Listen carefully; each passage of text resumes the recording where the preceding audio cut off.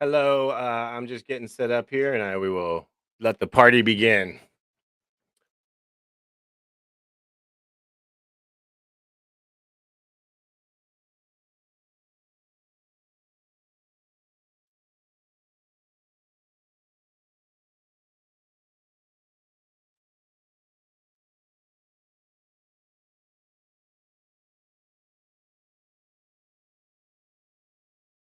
All right, very cool. All right, hello everybody, and welcome. We are talking about a lot of things today. First time homebuyer workshop. Definitely going to go over the Dream for All. Let's hide that program that's very popular right now as well. Without further ado, besides me switching around my screens over here, bear with me. Thank you. Yeah, we will get started. So we're talking about home ownership today. Home ownership, of course, is the pivotal first step, I'd say, to financial wealth in America, as I think we kind of all know.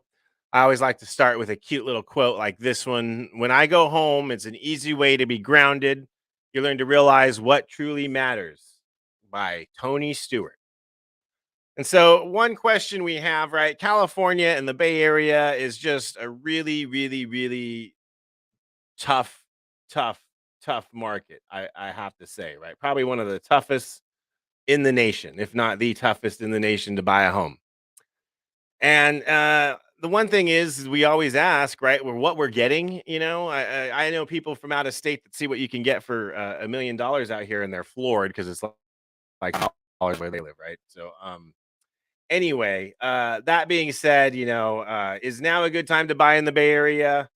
Is there an opportunity in the marketplace? Because a lot of people are on the fence thinking that values are going to go down. We have a lack of inventory, so we're seeing it very busy out there. So let's kind of take a look at what's going on. I ran reports for four cities, excuse me: Oakland, Alameda, Castro Valley, and San Leandro. So if we take a look at home values since 2018, we see the growth year over year. Oakland and Alameda have stayed in the green the past 5 years, whereas actually Castro Valley and San Leandro, the values have actually dipped a little bit year over year, and it's spread over the past 5 years. But then if we take a look at what's going on over the past 3 years, you see Oakland and Alameda have dropped more. Uh, and this is just basically in the last year, right? Really, with home values and what's happened with rates kind of flattening. So we are definitely seeing some strange things happening here that we have not seen for sure. From call it 2012 to 2021. And a lot of people are kind of on the fence about real estate, et cetera. And I'll tell you, especially if you're a first time home buyer, you need a place to live. Let's just say that. And a Warren Buffett quote, I really wish I followed better than I do, but I do remember it, is be fearful when others are greedy, and be greedy when everybody is fearful. Like if everyone is out buying houses, it's probably a terrible time to buy a house. As we've seen, like with the peak in June of 2022, they say the peak is right. We'll see values kind of go down from there. But so today we're going to look at a lot of different things and kind of get you set up, like everything you kind of need to know in under an hour to buy a house. So we're going to review the market, getting pre-approved, types of lenders that are out there, types of loans that are out there, selecting a realtor, and writing an offer. So let's take a look at rates and housing forecast of 2023. We're a good quarter into the year right now. And the Feds, even this morning, as of today's April 13th, mentioned that the recession is coming. We see this is credit card debt, revolving debt, and credit card debt from January of 2020 went way down. This is a lot of stimulus checks, right? And what those stimulus checks do, and an all-time low.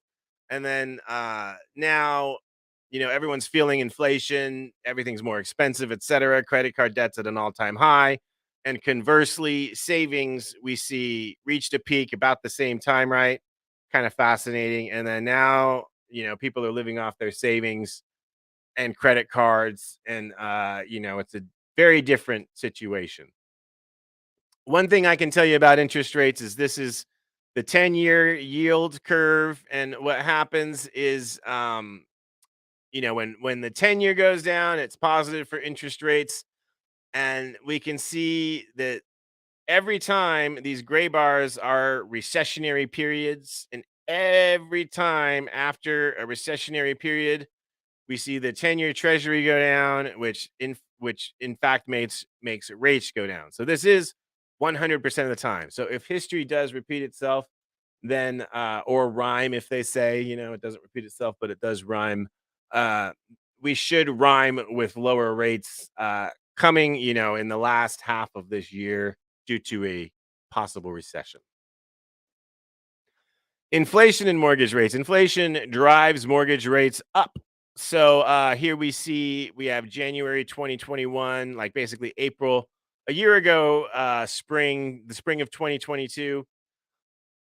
I'm sorry, the spring of 2021, excuse me, 2 years ago. We see the core consumer price index just went crazy up. That really affects inflation. And, the feds kept this quantitative easing. That's like the money that they just pumped in to keep everything really low. We see they just kept it going far too long, like a year and a half too long, practically, before they really did anything. And then, or 6 months, excuse me, before they really did anything. And then mortgage rates, of course, just surged, as we know, and got us into the predicament we are in today. And it caused a lot of financial damage, right? Like we saw recently with smaller banks. And so for the housing forecast, we do see lower inflation. We do see recession like slowdown, incomes increasing to help affordability. I'll say with that, though, we're seeing a lot of layoffs. And I know a lot of people out there who were pre approved and they're losing their jobs and getting laid off and different things like that. So definitely a tight situation out there. Tight inventory is really controlling prices. It's what's keeping prices from coming down is there's really nothing to buy out there, and so that keeps housing affordability very low and costs very high. And I do see reports of rents going down, but rents are still expensive. Now we're going to talk about getting pre-qualified for your home loan. What does that mean? And people talk about, there's pre-qualification, pre-approval. What is that?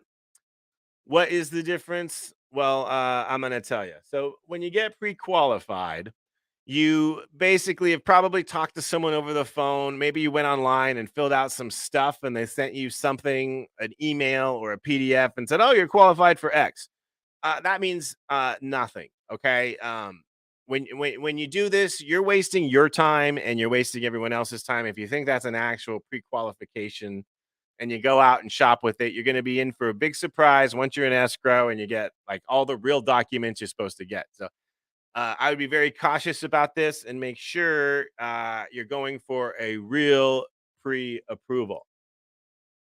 A pre-approval is when we do a review of credit, we do a review of income, and then do a review of your assets or the down payment for your loan. And then we run it through what's called an automated underwriting engine, which is how we get an approval.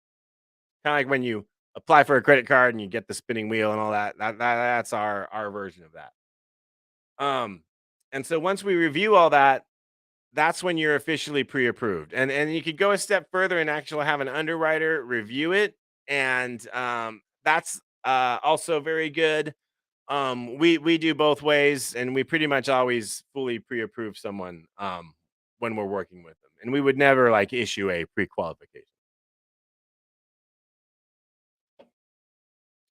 So the types of lenders you choose, we're going to review all these. But there are many options to buying. I'm sorry, for choosing your source for your home loan. So I am a mortgage broker, I will say, and a mortgage broker is a third party person. They're usually more of a local resource, right, and known locally. Um, Smaller shops typically not always the case, but we're third party, and I'll tell you this: I truly believe, and I'm a mortgage broker because I've always believed this since I've been in the business since 2002, excuse me, 2002. Um, we have more options, we have better pricing, and we can just do things faster. I kind of feel like if you're crazy enough to be an independent mortgage broker, then you really know your business and you're a little bit more educated. You can ebb and flow with the market and things of that nature. And I think, I truly believe this is the best option for the client. Then we have your big bank lenders, your big box banks, et cetera, your US Bank, your Bank of America, your Wells Fargo. These people offer, everything under the sun. I would say, good news, you can get usually some pretty decent pricing. I believe wholesale can beat it. I've seen it happen daily. But you can get some pretty decent pricing. Sometimes, if you have a lot of money in a bank and you have a pretty high net worth, they can offer you different products that other lending institutions can't. So I would say that's kind of an option for you, or one of the reasons you might go there. I would caution and talk to real estate agents about this when they see these big bank letters in offers. They often don't really care for that because the communication can be rough, turn times can be long. I mean, you know how, like, if you need to check in on something on a credit card, how long are you on hold? That could be the same for checking in on your loan. However, I can tell you too, there are good loan officers that close a ton of loans at these institutions, and I'm sure they take very good care of their clients as well. Mortgage banks, we all know about the big one, of course, Rocket Mortgage. Mortgage banks, Rocket Mortgage can also be, I'd say, considered a wholesale lender because we use them on the wholesale side, or at least we have in the past. And it can actually get way better pricing than if you were to call Rocket directly, ironically. And they're also more of an online lender because they will really show up everywhere and anywhere they can in your feed of daily data. Um, and so mortgage banks in general, beyond Rocket, excuse me, got on a little side tip there. Mortgage banks are banks that only originate and service loans. You can't deposit. There's no savings accounts there, et cetera. Like Cross Country is one that's a lot of people like are out there. That's out there. Independent or Fairway Independent, excuse me. Banks like that. I find personally, I've dealt a lot in this region. I think that model's a little clunky and dated, and I think, there's a lot of people getting paid, and it comes out in the rate, I feel like, in that model. However, again, there's a lot of great people that work for mortgage banks, and maybe it's a great option for you. Credit unions, these are member-owned financial co-ops, as you may or may not know. Credit unions, again, smaller lending institution. I think these have some pretty good options I've seen for home equity lines and car loans and things like that. For first mortgages, it's my understanding, especially in the Bay Area, they may not move as fast as you need. I don't know that the realtors accepting your offer and so like, yay, they're going through a credit union. This is all going to work out because they can have a lot of guidelines. They can be a little bit nichey, if you will, and overlays like where I can do this, but if you go to a credit union, they have a cap at this credit score, et cetera. So they can have some different overlays and be a little bit more conservative. Online or digital lenders, obviously this is, if you go to like a Zillow or something like that, you'll see like just, oh, fill out this thing, and you get people calling you for the next 10 years about whatever you filled out online. That's what an online lender is. I'd say, I've seen good rate quotes in refi mania, etc., for digital lenders. I think I would not do this if I was, for me, I would never go to a digital lender to buy a home because you need to talk to a person. If something goes wrong, you're going to need to move the loan anyway. So, fill out the application if you feel like you're getting a great deal there. But unless you have a really, really, really, really clean file, I would on the purchase side, I would definitely be aware, be warned of the online or digital lender. Now, of course, when you're buying new construction, there's your in-house construction lender. Pulte Mortgage is affiliated with Pulte Homes, believe it or not. They are related. Um, I put in here that it's scrutinized by other mortgage companies a lot of the time, and that is because it's kind of a little bit of a one-sided game, if you will, where it's really hard to break up the relationship. You have to get pre-approved with their in-house construction company lender, and then you can use anyone you want. But oftentimes, too, there's a lot of incentives and things to use that lender. So that's basically like what a in-house construction lender is. Is it a good option if you're using your if you're buying a new home? Sometimes it's a bad option, but your only option. And that's kind of why I think that avenue of the business is a little bit, questionable as far as doing what's really best for the consumer or the builder or the owner of the home, if you will. But that being said, I move on. In-house real estate lenders. You'll notice in most like big real estate companies and things, they have a loan officer there. That's a company that's either created by a lending institution and a real estate brokerage to kind of service the agents that are in there, or else, certain companies. I know Guaranteed Rates one that they put an office, they put a lender in the real estate office, and they pay, of course, what's called a marketing service agreement, an MSA, to be there.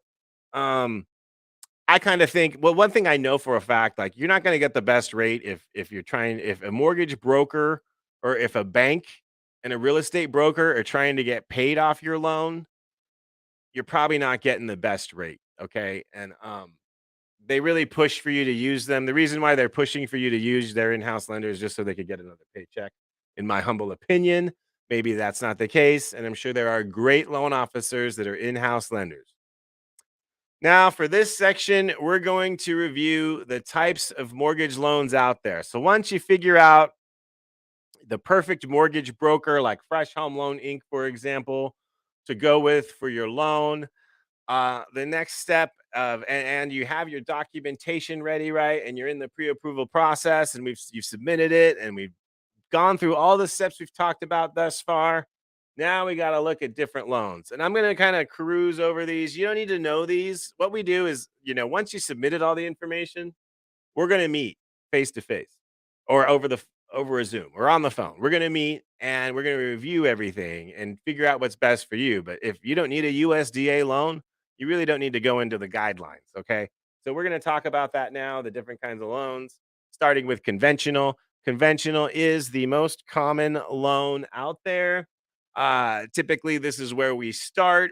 The quote unquote, you need 20% down, etc., is often referred to with conventional mortgages. The truth is, though, you can go as little as 3% down on a conventional mortgage. And there's even a product that came out with one of our lenders that kind of sort of is a 1% down loan. So that being said, a conventional loan is owned by it's usually aggregated by Fannie Mae or Freddie Mac, and they purchase these mortgages and they pool them and sell them on the secondary market in investment bundles. And that's basically what a conventional loan is. And when you see on the news or on commercials or on the internet or whatever the case may be, rates are at this, rates are at that, they're usually talking about the national average for the conventional loan. FHA loans are great. It's usually a great first step for people who can't get a conventional loan. The guidelines are a little looser. It allows for lower credit scores. You can have down payment assistance, different things like that are very common with FHA loans. So FHA it's not, you don't have to be a first time home buyer. You can own a home and have an FHA mortgage. It's an owner occupied loan, so you have to live there. However, this is a great alternative. If conventional doesn't work, usually you go into FHA. That is, of course, unless you qualify for a VA mortgage. Now, a VA mortgage, of course, you have to be a veteran or Coast Guard, etc., um, or active duty, I should say, just to clarify. But some sort of U.S. Armed Forces, right? And unfortunately, in the Bay Area, so the VA loan is the best loan out there, I have to say. The rates are a little bit lower than conventional. There's no mortgage insurance. You can do zero down. It really is a terrific loan. The catch, of course, is you have to be a veteran or active duty. So that being said, one of the things that's unfortunate about a VA mortgage is they often get shoved aside in competitive areas because if you're putting zero down and you have someone that's offering all cash, they're gonna go with the all cash and wish the veteran the best of luck. We do a pretty good job of getting VA loans approved, though, and most of them that have come to us and stick with it for a little bit of time, you will get it. You will get into a home. USD mortgages. These are more rural properties out there, backed by the U.S. Department of Agriculture. And I will say, if you're in the Bay Area, you're not getting a USDA loan. I think it's a large acreage loan, and you can have a manufactured or a modular home on it, but it is uh, uh, like 5 acres plus. I want to say non QM mortgage loans. Now, what is a non QM loan? A non QM or qualitative mortgage is what that stands for. It's basically an outside the box loan. After the mortgage crash crisis, we had the Consumer Financial Protection Board Bureau, excuse me, and Dodd Frank came out with the ability to repay. So you have to have an ability to repay on the mortgages we discussed prior to this, and this is just kind of like an alternative ability to repay. But they no longer wanted to like issue a mortgage without proving an ability to repay after the gate crash. Go figure, right? So, a couple of the basic non QM loans most people are interested in: bank statement loans for self employed. So, this is your gig workers, right? You're an Uber driver and you have this other income, etc., whatever the case may be. Um, you can use bank statements to qualify. We can actually qualify off a 1099, which is very unique. And you can be 1 year self employed. Like every day, I answer that question. I feel like, do you need 2 years of self employment? No. Do you need 2 years of job income? I just got someone approved this morning. I should say my processor did. So thank you, Hallie. Um, I just got someone approved. We got someone approved who returned back to work after raising 10 kids. Uh, went back to work in July of last year and we got an approval. So you don't need 2 years of income. You just need a good mortgage professional. Investment property loans are what they call DSCR, which stands for debt service coverage ratio. This is kind of a unique loan where you just use the rental income to qualify. I don't need your tax returns. I don't need anything else. So just know that there are niche loan programs out there. And if you go to like a lot of these mortgage banks or the big box lenders or especially the credit unions, you're really not going to find them. So, moving on, another popular non QM loan we find is the jumbo mortgage. You may have guessed this, but a jumbo loan is actually a larger mortgage than your conventional mortgage. So, these typically are very common in the Bay Area. We do these all the time. The market comes and goes. I can tell you when the pandemic hit, there was no jumbo loans for like 6 months. It was crazy. However, uh, you will find these are a little bit harder to close. They might be a little more cumbersome as far as the conditions we need. The interest rates can, like right now, the interest rates are a lot higher, I feel like, than conventional loans. However, when money is more fluid, the rates are very competitive. If not, they are way better than conventional loans. So it kind of goes across the board. It's a pretty unique product in that way. And the reason why is because the banks actually hold these, right? These are bank money, not sold on the secondary market through Fannie Mae, et cetera. So there's a lot more risk. And again, if liquidity, if we aren't in a very liquid market like we are today, there's not a lot of liquidity for jumbo mortgages. We had a lot of buzz the end of March and beginning of April this year for the Calhaffa Dream for All. What is it? So it's a really cool program. I would say I think people make more of it than it is because there is the backside, and so let's just talk about that. What is it? It's a 20% down payment loan. So let's just say for simple numbers, you get a $400,000 loan approval from me, and that's a zero down loan. Well, this product actually came out, and for first time home buyers, if you qualified, you get an additional 20% down. So we could turn that 400 into $500,000 purchase price, 0% interest rate. What's the catch? It's a shared appreciation loan. So when you go to sell or refinance that first mortgage, it must be paid off plus 20% of the value. So here we have an example, same example, right? $400,000 loan, $100,000 Dream for All loan, $500,000 purchase price. 5 years later, in this example, you have $140,000 in home appreciation, and so it gets split up. The Dream for All share gets 28 grand, and you get 112. So in essence, what it is, it's a 0% payment, but it's a pretty high interest second loan once you go to pay it off. I'm not saying it's a bad thing. Um, it's a pretty cool thing. I haven't seen anything like it. But it's not free money. Let's just say that. When you go to sell, it might sting a little bit. That being said, the funds are on pause. It's my understanding there was 300 million allocated, and I want to say it helped 2,300 families. And it literally, people, it was like 11 days. We had a few people write offers, and one got accepted, but it was tough. And in the Bay Area again, recently a property had 105 offers. You're not going to have an accepted offer with a zero down loan versus someone with a down payment, more likely than not. So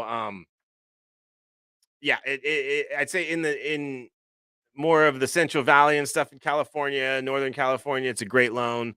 But if you're in a very populated like expensive area, it'll be kind of tricky to get this approved. Home that's been on the market for a while, definitely. But if it just came on the market, it might be tough for the Dream for All.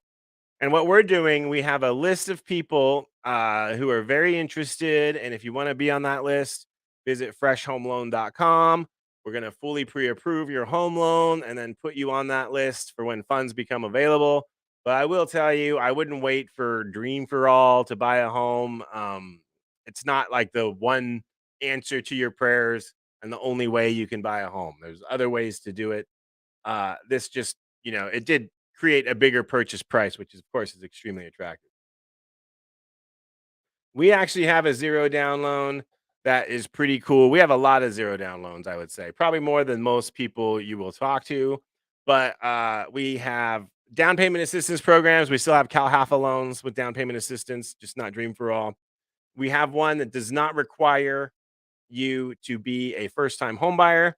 You can actually, I have someone moving out of a home and buying a home, zero down, and then she's going to sell this other property and throw the money in there and refinance into a lower payment and different loan once all that goes down.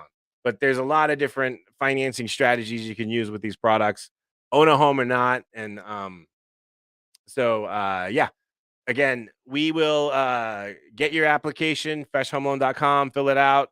We collect the documents, we review everything, tell you what works, what doesn't, what the payments are, closing costs, all that good stuff. So you'll have all the information, you'll be ready to go.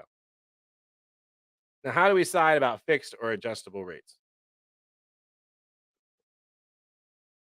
Excuse me there.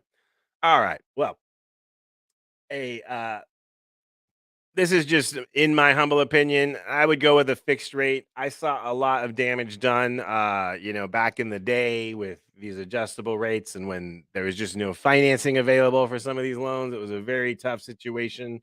Of course, a lot of people lost their home, and so and most adjustable rates right now, the rates aren't really that good. In some markets, like I'd say before the crash, an adjustable rate would be 1.5 to 2% lower than the fixed, and that's something to consider. But right now, I don't know that it's very viable. Again, fill out the application. We have a one-on-one conversation, and we figure out what is best for you. PITIA. That is stands for principal, interest, taxes, insurance, and association dues and or PMI. I know that doesn't all fit in the PITIA, but just go with it here. That is your monthly payment. So just make sure you know when you write your rent check, you write your rent check and you're done. Well, when you write your mortgage payment, you've still got property taxes, you've got insurance because you've got to protect the property in case of a disaster, and you have association dues possibly, or perhaps you put less than 20% down in your mortgage with private mortgage insurance. Again, we can talk about that on a one-on-one basis if it applies to you. But make sure you know what your payment is and that you're comfortable with it. And that's the main thing I want to say about that. It's not just a principal and interest payment like you might think. As far as selecting a realtor, uh, I would tell you this. I'd say get referrals if you're buying locally, get referrals from friends and family. Do a little bit of research online as to whether or not we were working with buyers agents versus sellers agents. If an agent's heavy listing and working on the buy side, I mean, there's no problem with that at all. But I would say just kind of check out, their stuff online, their reviews, etc. Of course, um, definitely go with your gut. If you don't like, you're going to be spending a lot of time with this person. I know a lot of agents that just like you're best friends with their clients. And You don't necessarily need that, of course, but you definitely want like someone that doesn't drive you and get it done for you. Um, and It's a good to look at their numbers too. I will say though, in the last year, a lot of agents didn't really close a lot of deals, and that doesn't mean that they won't take great care of you. Maybe they'll take better care of you. But I would definitely look at the reviews, get the referrals, and kind of do your due diligence with that. And then I grabbed this from realtor.com. I did not come up with this myself, but these look like some pretty good questions to ask a realtor for your interview. How long have you been in real estate? How long have you lived in the area? Um, I have some stuff here. This is from a realtor named Mindy Jensen who says a newly licensed agent shouldn't be automatically removed from consideration if they lived in the area their entire life. Um, they're likely know more about it than an agent that's been in business for years but only recently moved to the region. So something to consider there. Do you have a team or do you work alone? It's not bad either way. Do you want to work with one agent or do you want to work with like five agents? Could be good and bad both ways. Um, it will increase availability, is my understanding. These real estate teams, they are pretty common right now, especially with the younger agents out there. They all seem to be on a team. And so it does allow for a lot more availability. They do ask, do you have any vacations planned in the future? Because if you're in escrow and your realtor's on vacation, I mean, most of the time they usually have backup anyway. So again, these are questions asked on realtor.com that I kind of threw in here for you. I think they're decent questions to ask when you're interviewing realtors. Bidding wars. So now you've got a realtor, you've got a lender, you've got your pre-approval letter. Your lender's Fresh Home Loan and Garrick Wordmuller, and we're now writing offers. That's pretty cool. So here it says Bay Area properties sell for 10 to 20% over the list price, although homes can go for 50% over the list price. I've seen it. It's ridiculous. 105 offers on a home recently. I think I told you that. And this is when after rates went up, right? So the Bay Area is different and you're going to be competing. Just know that. So, what wins? The highest and best offer. Okay. Yeah. We know what the highest offer is, right? That's easy. Who's got the most money? Now, sometimes the highest offer doesn't always win if we've got better terms. So let me say that. Like if you have a highest offer, but you got a house to sell, they'll probably take our offer if there's no house to sell, if we can compete. So let's talk about it. The best offer and contingencies.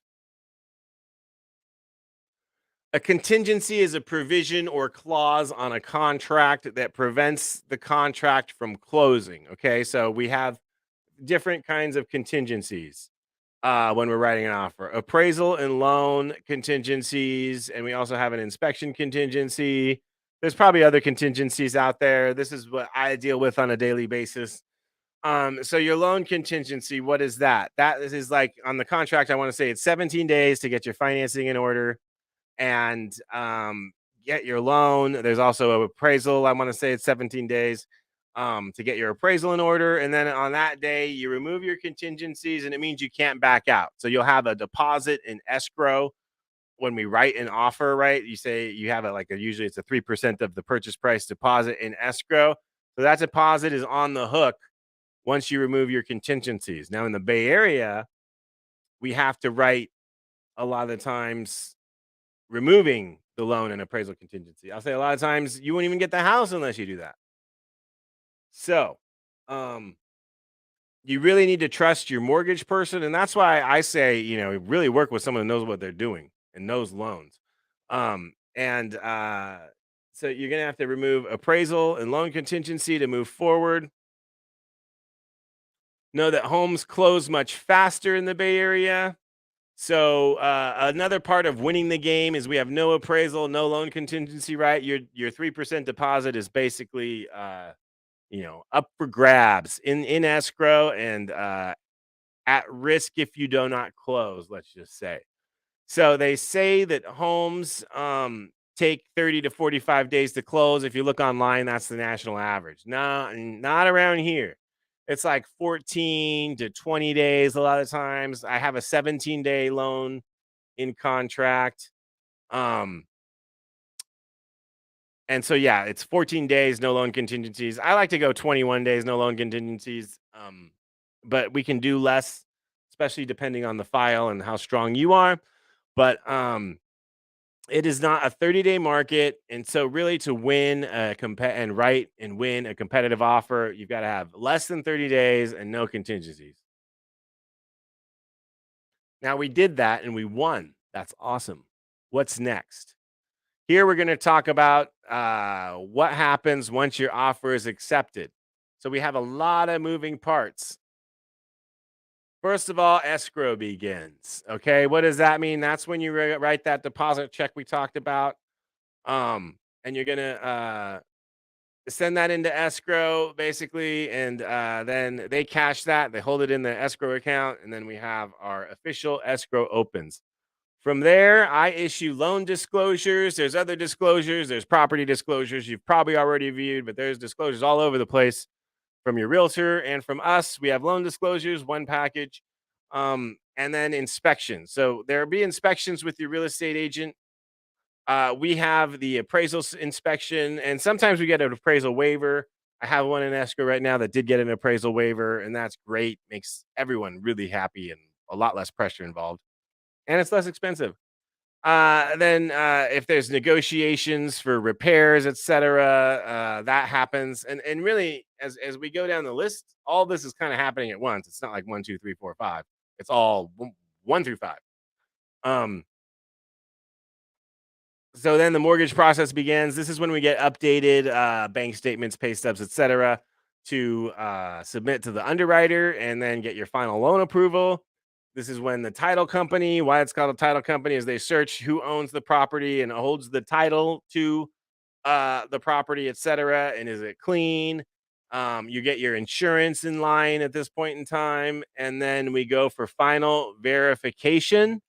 And once that happens, you sign your final loan docs, and then we fund your loan, and you have keys in your hand, and it is a wonderful day. So now let's recap the entire process. You select your lender, you get pre-approved, select your mortgage broker at First Fresh Home Loan, independent mortgage brokers that work for the people. Uh, Select your realtor. So select your lender, select get pre-approved, select a realtor, shop for homes, write a winning offer, go through the escrow process, and get your keys. And so that is the process pretty much. There's a lot that goes on. There's a lot of pressure, a lot of stress, and a lot of moving parts sometimes. We try to make it as easy as possible. And we do have a ton of great real estate agents that we work with. If you want a referral, I'm happy to give one as well. Um, and we will get to that step. But just know, never give up. Sometimes the last key is the one that opens the door. So I'm Garrick Wordmuller. I'm president and CEO of Fresh Home Loan Inc. I hope you enjoyed this presentation. I hope it brought you value. I'm definitely here to help you out, and so is my team. We'll do a great job. We'll take great care of you.